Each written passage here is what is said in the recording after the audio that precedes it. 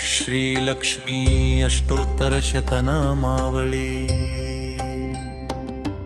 ॐ तत्कृत्यै नमः, विकृत्यै नमः, विद्यायै नमः,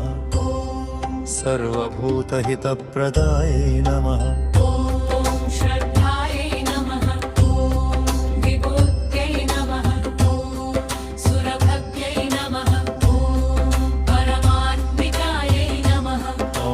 वाचै नमः,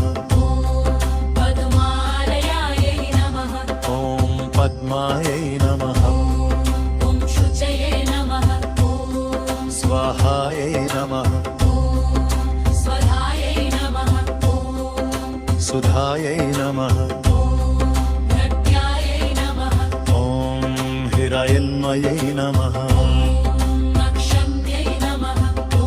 नित्यपुष्टाय नमः, आदित्यै नमः, विद्यै नमः, ॐ विद्यै नमः, श्रीविद्यायै नमः, ॐ वसुधायै नमः, वसुधारिण्यै नमः, ॐ कमलायै नमः, कर्मायै नमः, ॐ कामाक्षै नमः, कमलसम्भवायै नमः, ॐ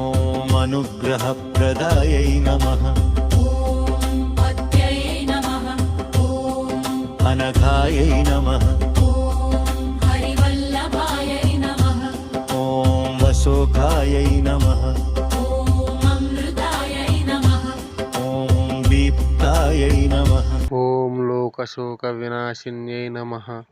ओम धर्मनिलयै नमः। ओम करुणायै नमः।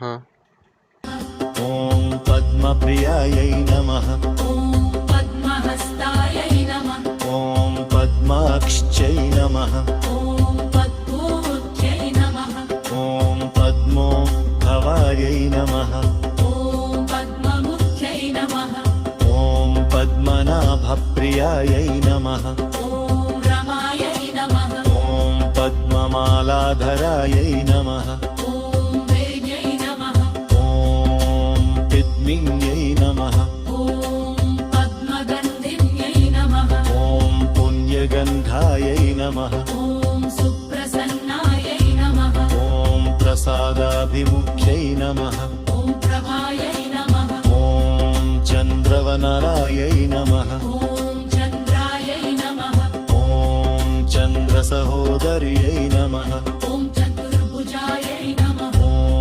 चन्द्ररूपायै नमः, इन्दिरायै नमः, ॐ इन्दुशीतलायै नमः, आहलादजनन्यै नमः, ॐ षट्यै नमः, शिवायै नमः, ॐ शिवकर्यै नमः, सत्यै नमः, ॐ विमलायै नमः, विश्वजनयै नमः, ॐ दुष्टै नमः, दारिद्र्यनाशिन्यै नमः, ॐ प्रीतिपुष्करिण्यै नमः, सन्तायै नमः, ॐ शुक्लमाल्यम्बरायै नमः, श्रियै नमः, ॐ भास्कर्यै नमः, बिल्वनिलयायै नमः, ॐ वरारोहायै नमः, यशस्विन्यै नमः, ॐ वसुन्धरायै नमः, उदाराङ्गायै नमः, ॐ हरिण्यै नमः, हेममालिन्यै नमः, ॐ धनधान्यकर्यै नमः, सिद्ध्यै नमः, ॐ स्त्रैणसौम्यायै नमः, शुभप्रदायै नमः, ॐ नृपवेश्मगतानन्दायै नमः, वलक्ष्म्यै नमः, ॐ वसुप्ररायै नमः, सुधायै नमः, ॐ